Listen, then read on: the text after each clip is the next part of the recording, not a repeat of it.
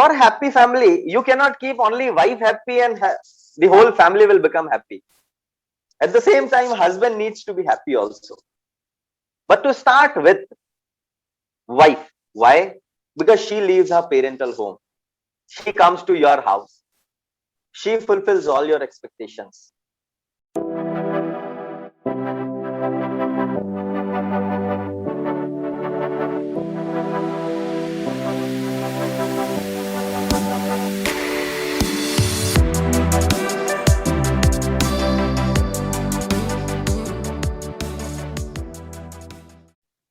Mignon McLaughlin said, "A successful marriage requires falling in love many times and always with the same person."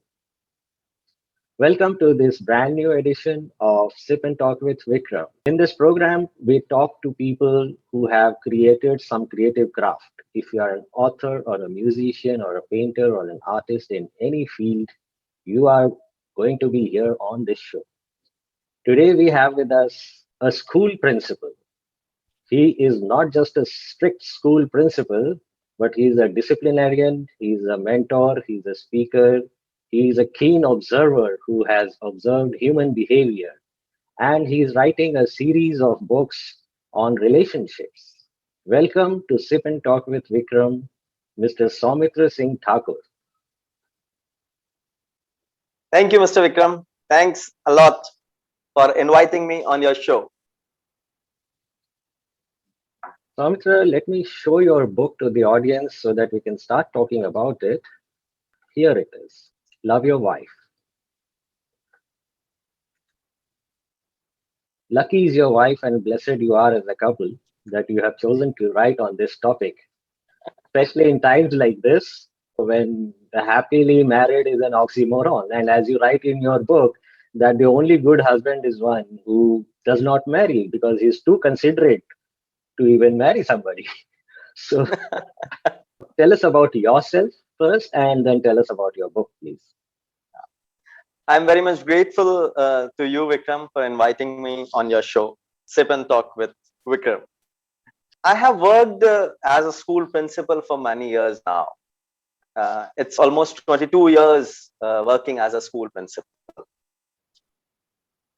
Now, after having spending such a long time in public domain, especially with children and parents, I have observed a lot. As I have worked a lot for the improvement of my children in school.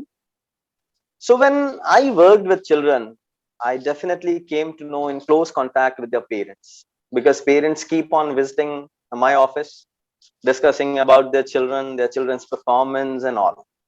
So this is how this research of marriage or observation of human behavior came in my experience.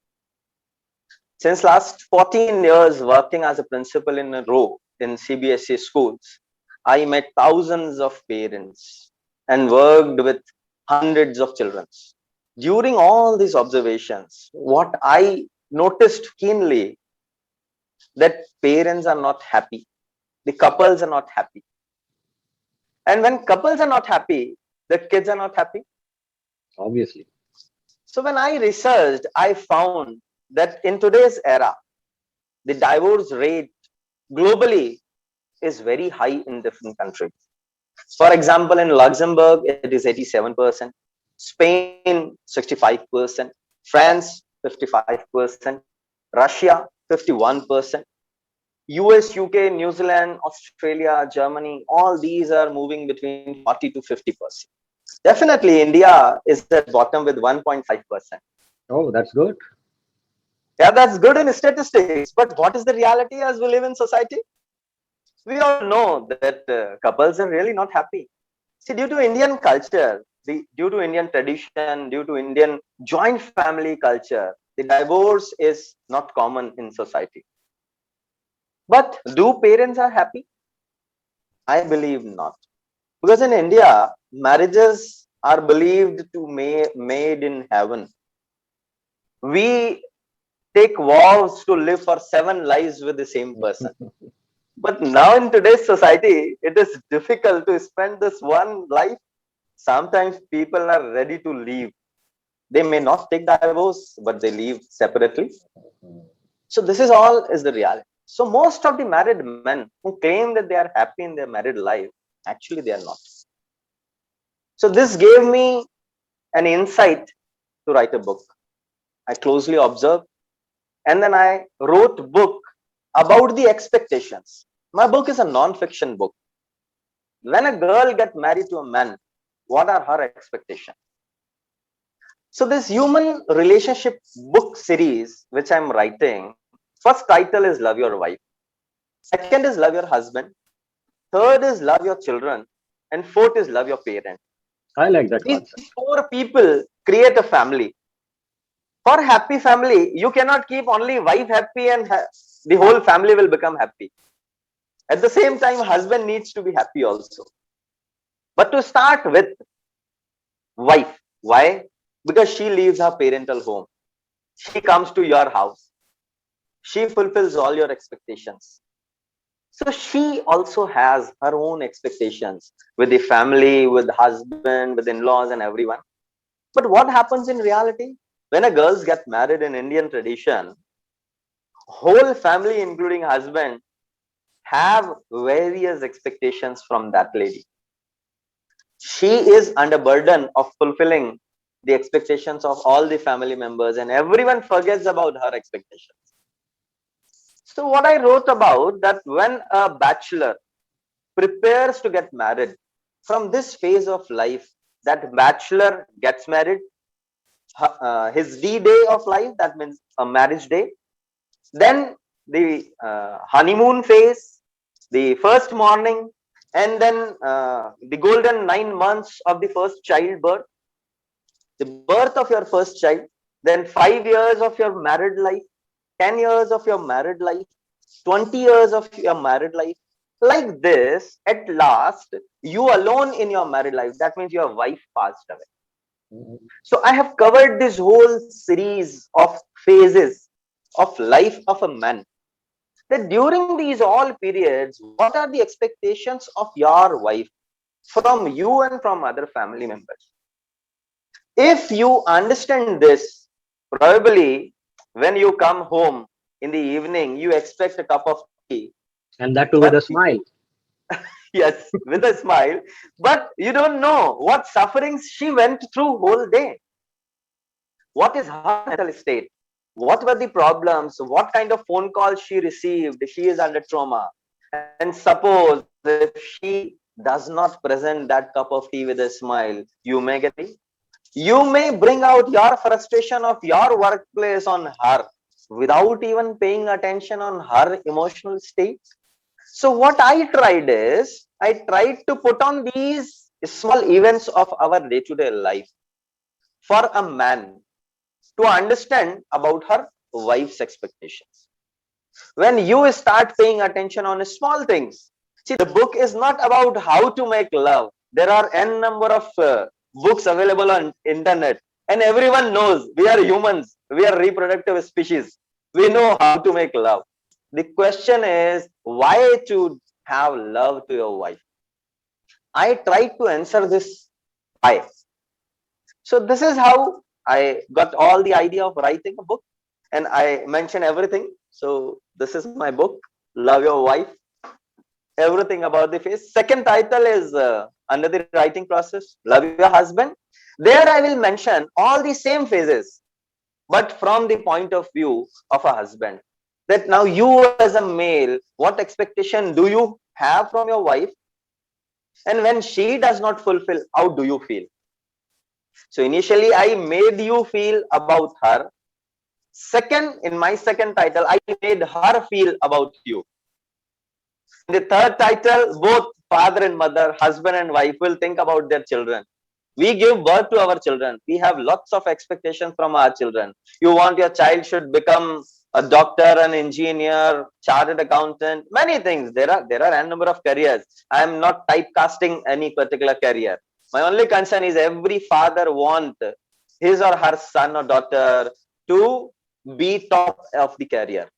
But what are the expectations of the children from their parents?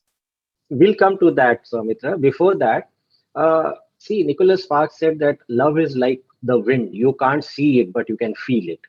So Yes. You are telling me love is a lot about fulfilling the expectation of your partner. So, what exactly is the right way to define or describe love? I'm talking about the love between couples. Yeah, yeah. See, love between couples in terms of, I am not talking about fulfilling of expectation. I am talking about understanding of expectations. If we understand each other's emotion, we will be able to talk respectfully. We will be able to handle the situation respectfully. We will not fall into a clash. We will discuss with each other in a way that we should reach on a solution for a conflict. Might possible there are n number of conflicts. It might possible that I have a kind of expectation from my wife which she is not fulfilling. Let's say, for example, if I have a habit of going to bed at 10 o'clock and my wife is busy in mobile phone, this I don't want. I want that she should switch off the lights, but she is not switching off. Then I am getting angry, and this frustration I am taking out on her. So instead of this, what I suggest is, if I want lights to be switched off at 10 o'clock, so I must tell her simply that if you want to get busy in mobile phone, you just go into the other room so that I can sleep, because I have a schedule. As a writer, if I have a schedule of getting up at 4 o'clock in the morning, but my wife is not writing books, so she's not getting up at 4 o'clock. So she may spend half an hour more after 10 o'clock, but I cannot spend that half an hour more. So this clash must not arise. So communication is the way. Communication is the tool. So between two, see, love does not mean only the physical things. It is all about the emotions. So emotional fulfillment comes now. For example, in general, when I was marketing my book initially, I mentioned that does your husband forget your birthday? Does your husband forget your anniversary? So these are the very small things. But the wife expects that my husband must remember my birthday and bring gifts for me.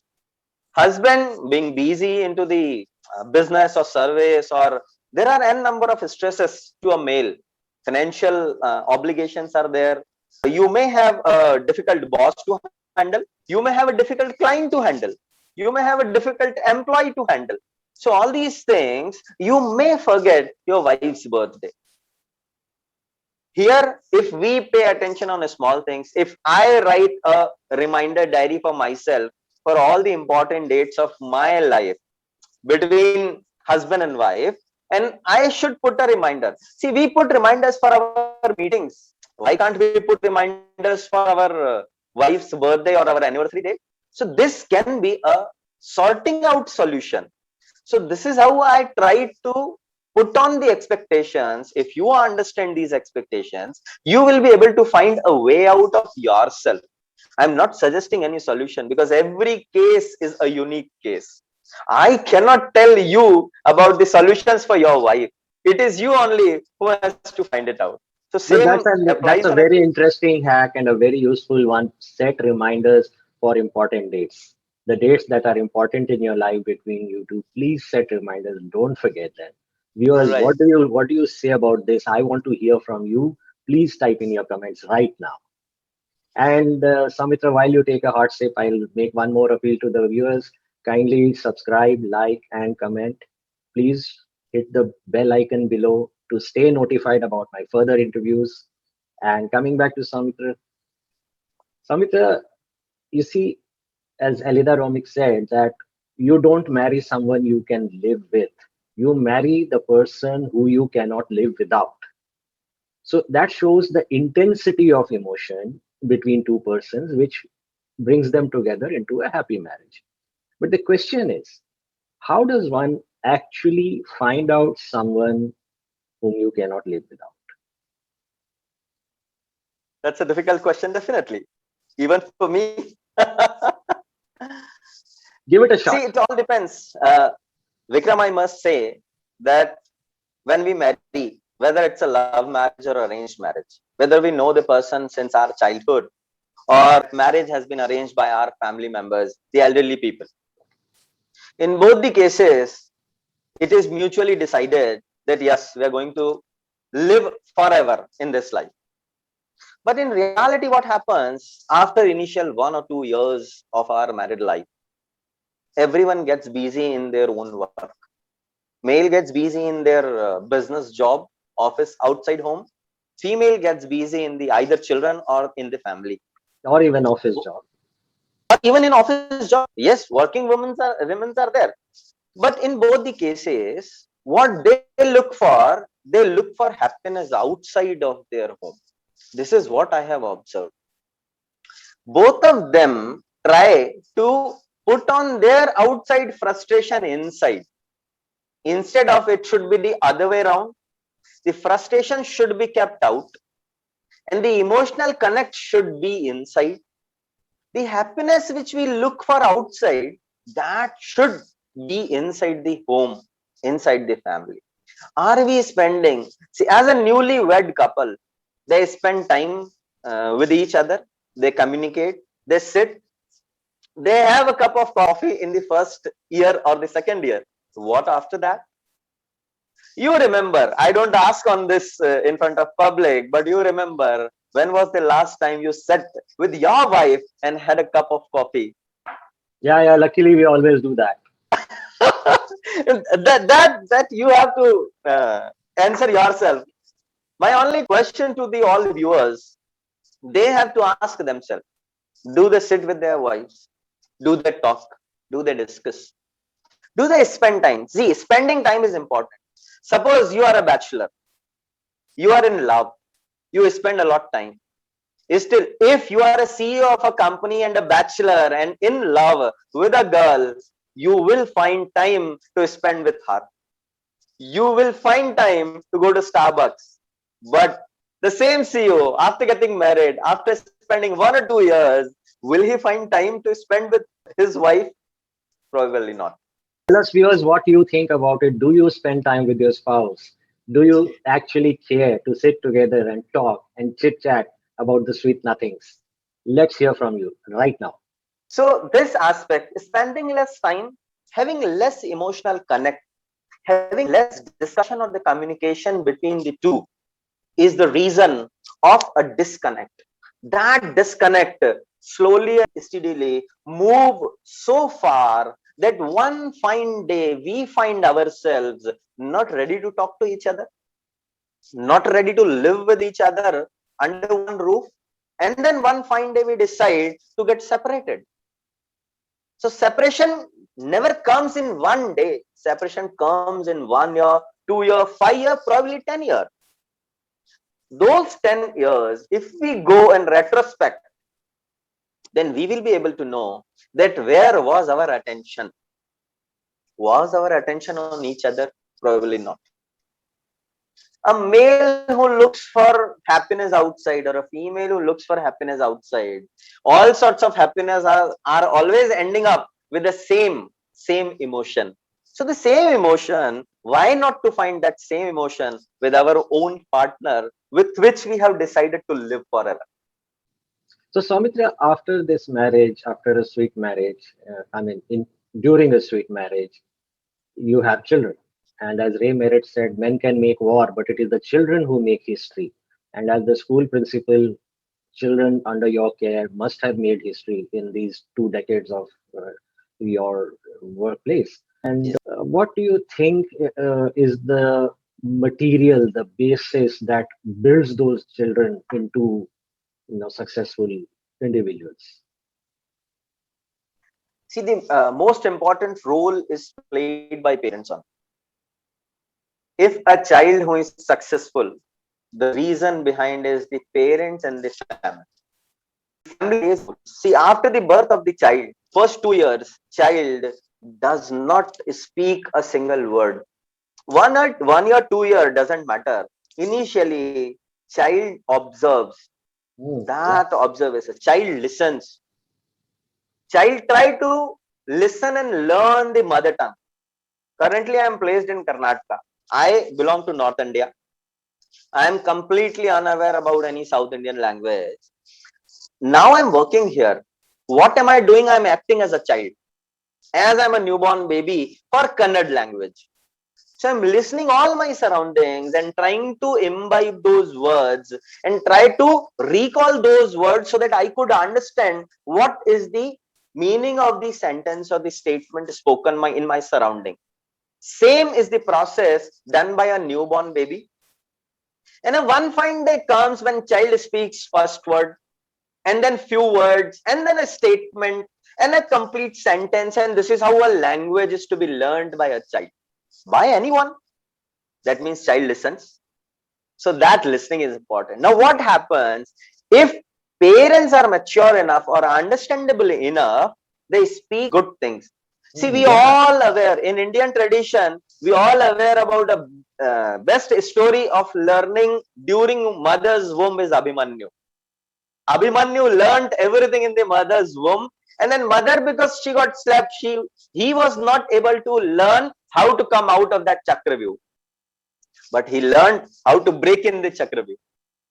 So, keeping that aspect in mind, a child is the keen observer. Child is completely focused. In our yoga classes, in the meditation, we teach student to be focused, to be concentrated with one thought towards a subject or learning or anything. That means you should be thoughtless for other thoughts. Child is having naturally this habit. Up to the 5 years of age, a child is focused completely. So that focus and attention arrives towards you as a father and towards your wife as a mother. Whatever you speaks, child learns. Child's brain is like a computer device. Human brain is a computer device. The input is going on. You are putting in all those inputs. Now you speak good things. You chant mantras. There are shloks. As per the religion, I'm not talking about any religion. As per the family tradition, if you respect your parents in your family, if you respect your wife in terms of communication, your child will respect you when child will start speaking. If you walk through in a mature manner, your child will walk through in a mature manner. If you are an alcoholic person, sits in the evening, your child will watch you. A day will come, child will bring a glass of water, sit with you and put the chairs. It all depends. Family culture. So child learns. All children imitate in the same manner. Yeah, James Baldwin said that children have never been very good at listening to their elders, but they have never failed to imitate them. So this is Exactly. precisely what you are telling. Exactly. So this is how children learn. So it all depends on that family culture. But father, mother, or the family forgets that there is another member in family who is observing. When we talk, when a child is too young, a newborn baby, we don't pay attention on our actions. And actions speak louder than words. So children follow those actions. And when they grew up, they start following. You might have observed that, suppose if you have a son, your son, when your son was 5 6 years of age or up to the 8 years of age, your son wanted to wear the same sort of wristwatch which you wear. Your son might want to wear same color cloth or same pattern cloth which you wear. So they imitate their father.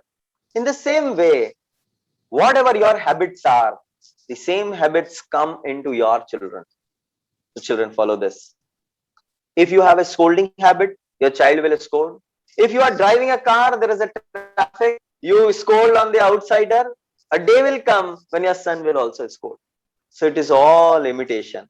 We learn tradition. See, the Indian culture and tradition is very rich. Since the era of the Mahabharata and Ramayana, we are the only survived civilization. If you talk about Roman civilization, Egyptian civilization, Mohenjo-daro civilization, Harappan civilization, they all are nowhere now. But this Indian civilization is still surviving. Why? Because through imitation, the next generation has learned the culture and tradition taught by the previous generation by following and imitating. Same what we are giving now to our children. During last 20 years, if you talk about marriage, if you talk about deterioration of the character, if you talk about the children not following their parents, it all happens because after 1991, after the globalization policies, when our country become a global village, when the whole world become a global village, by then we, our generation, 1980s born, 70, 80s born, this generation who lived their childhood with scarcity, with limitations, whose parents, we might have lived whole 1 year in one new cloth or a one pair of shoes. It might possible. So what we thought after globalization, when we got earning, good earning, we wanted that such limitations and scarcities must not affect our children. So we give them all facilities. And then by the grace of God, mobile phones are there, televisions are there. Everything was in place for children to play with, and they started playing. They started learning various things. And this is how the facilities, the tradition which were transformed by our grandparents, by our parents to us, when we switched to the nuclear families from the joint families, the tradition giving away got lesser. Now today, a family of 4 members living in 4 corners of city, world, or country. There are different aspects, but yes, that's a truth of today's society. I know many people whose children are studying in a hostel.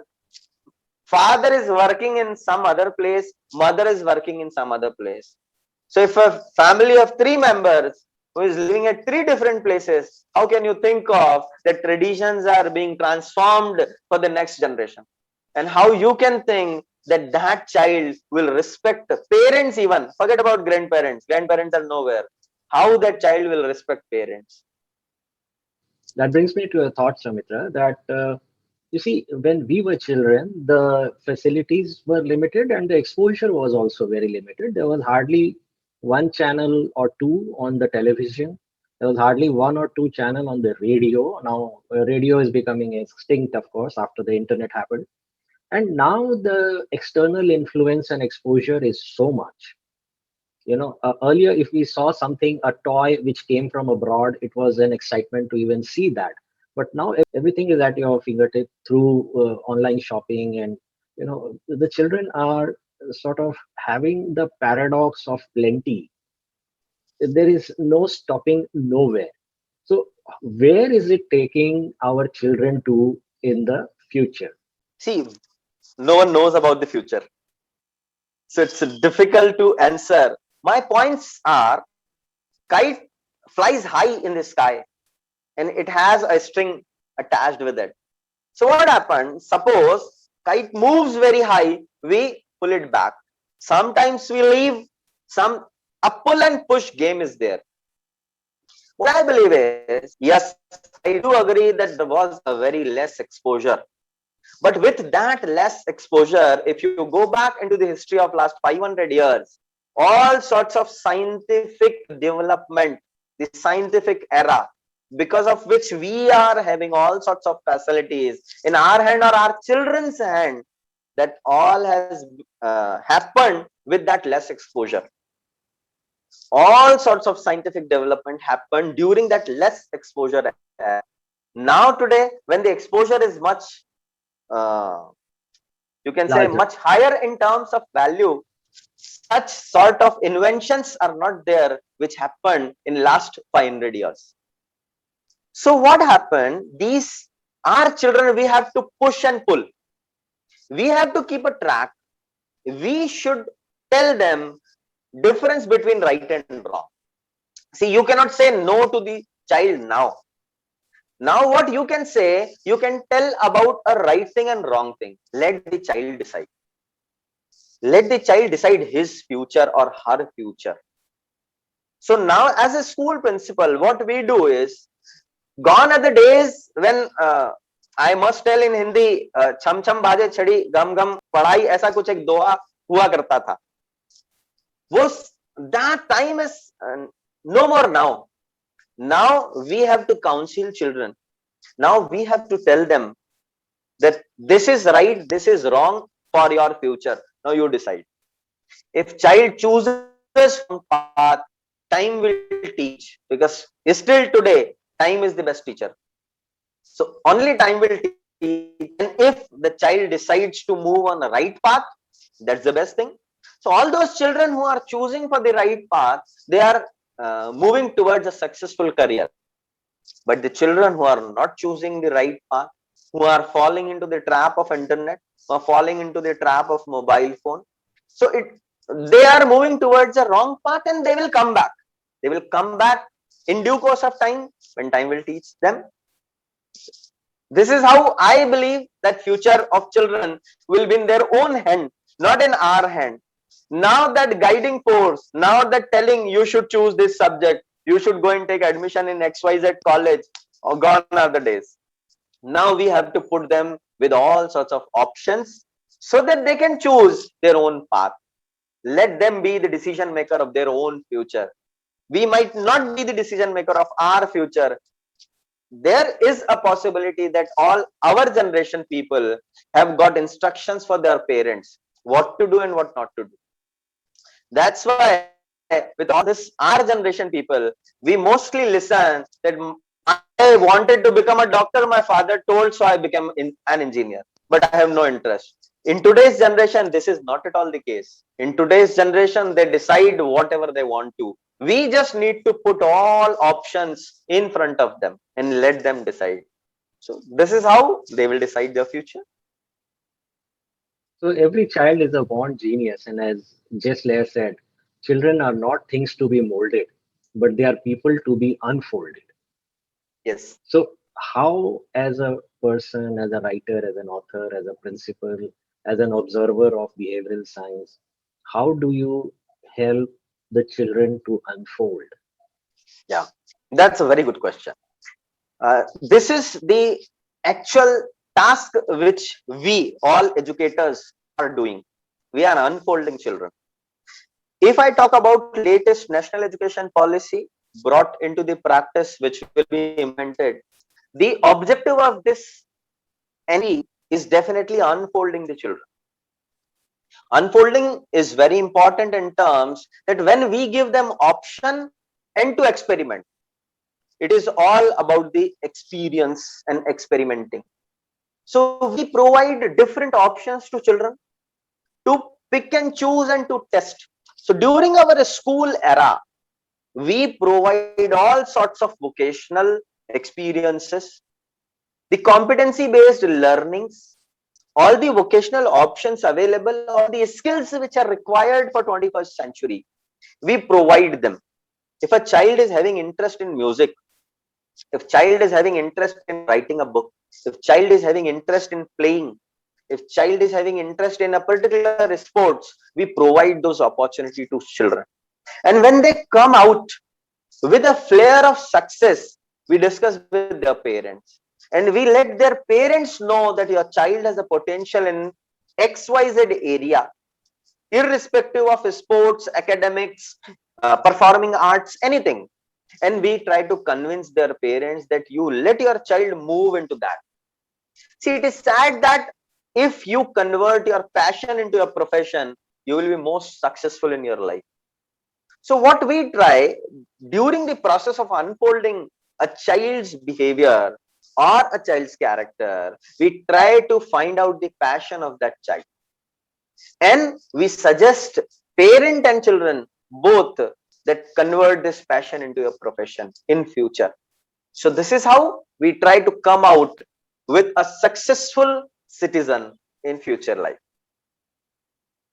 So, as you said that passion can be converted into profession, I have spoken to children who said, my passion is my hobby, but my profession is something else. So, Yes. why there is a disconnect between this? Oh, yes. See, if you talk about today's people who are professionals, when they were in a school going age, their passion was different. The unfolding of passion was not into practice.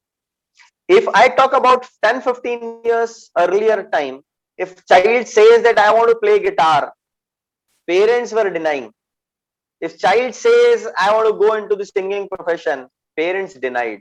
So passion was something else, but parents pressurized the children to move into a particular field. In India, science is the most promising field. Everyone want to go to the science. So the first and foremost subject during higher secondary classes, 11th and 12th, is to choose either biology or mathematics as their specialized field. Third comes the commerce and humanities move to the fourth stream. If you talk about agriculture, it is nowhere. Though India is an agriculture-based country, 70% people come from the farming background, but agriculture is not the choice even during the higher secondary classes. So this is the reason there is a disconnect between passion and profession. But now time has changed. All those people who were in a school, who were in 11th and 12th classes 10, 15 years back, now they are set professionals. They understand the value of their passion and converting passion into profession. So now what they are doing, they are suggesting their children.